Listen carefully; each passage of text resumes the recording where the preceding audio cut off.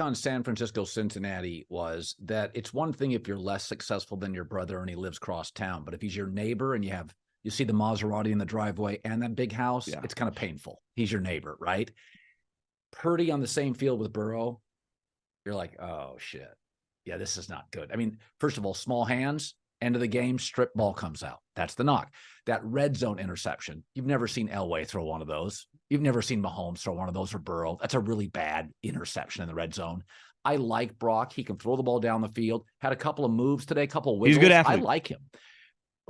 Good athlete. But when you put him on the field with Burrow, so Kyle's lost to Brady in a Super Bowl. His dad lost to some great quarterbacks in the Super Bowl, right? Like everybody in the Shanahan family knows, you got to have an Elway. Yeah. He's lost to Mahomes in the Super Bowl with Garoppolo when they outcoached and outplayed him for 3 quarters.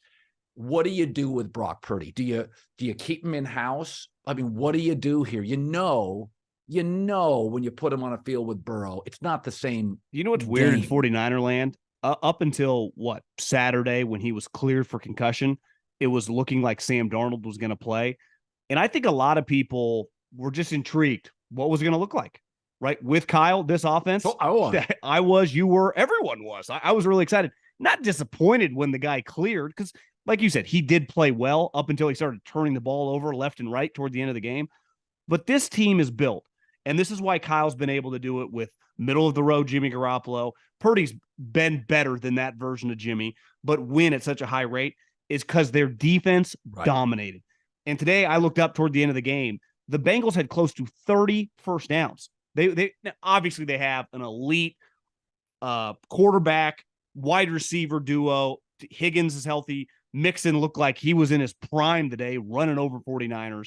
Their defense is not the same, and they're not built. We've seen Kyle's record on these comebacks in the fourth quarter down 8 or more points. That's not how they've ever won. And so when you're getting sliced and diced, and they've handled better quarterbacks and just kept the game close and won those games, they can't win a game where they are getting thoroughly outplayed on missing tackles, getting run over. Burrow's going to make plays. Now, when he's playing like that, to me, that's like MVP level. He looked as good as he's ever looked, just in terms of physically. Clearly, the calf is long gone. His rhythm and timing in that game just got better and better as the game went on. You were surprised when he missed a pass. But the 49ers, just like last week against Kirk Cousins, if they're getting shredded on defense in the passing game and they can't get off the field, they're just not going to win. And right now, they're in shambles. Listen, it's in the early window, the best quarterback won every game. Late window, Mahomes is sick, so he loses. But you start looking at, and Goff's going to win tomorrow night. I mean, the best quarterback now. Once the weather, we have a big cold front hitting the Midwest and the East, our first biggie of the year going forward. Best quarterbacks win games. Trevor Lawrence, Kenny Pickett. Now, Kenny got hurt, but when you watch that game, it was 3 and out, 3 and out, 3 and out, 3 and out. You can blame Matt Canada, who's not great, but one guy was making the Steelers are Trevor Lawrence away from being a contender. Because you're watching that game, you're like, if you just gave their quarterback to this team with that defense, holy hell. And now who knows what Kenny Pickett's injury is. But regardless, like you said, the weather turns. I mean, you and me, it's 80 degrees out. It's not relatable on the West Coast to once you get Midwest and over, honestly, even Denver over right now. It's a different level of football. I remember in scouting meetings, when I did the Pac-12, I'm like, well, from a quarterback standpoint, do you want this guy in Philly? Do you want this guy in Boston? Do you want – it is so cold. You live there forever. People that have not spent and lived out there can relate to the consistency. It's not always raining or a blizzard. It's just cold, harder to hold the ball. The weather can turn like that. I mean, for the most part on the West Coast, you kind of know when a rainstorm's coming or whatever.